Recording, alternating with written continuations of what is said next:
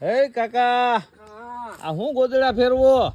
અરે ભાઈ આ ઠારમાં હુઈ ગયો તો ને, હા ગોદડું પલરી ગયું તું, ઠાર આવ્યો હતી. મેં કીધું હુકવી દઉં હા.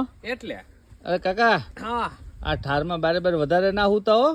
આ વાત તો તારી હાચી, આપણી પાસે ગોદડા સિવાય કઈ બીજો સહારો છે નહીં. હા નકર પછી બીજાને ખબર હોય કે કાકાએ ક્યાં પથારી કરી, ખબર છે ને એમાં સમજો ને તમે હું કવિ.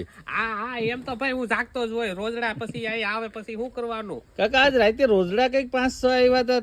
હા એ આવ્યા તા ને, હા પણ બેટરી થોડીક નબળી થઈ ગઈ તો ઈ હમી કરાવી પાછી, હા.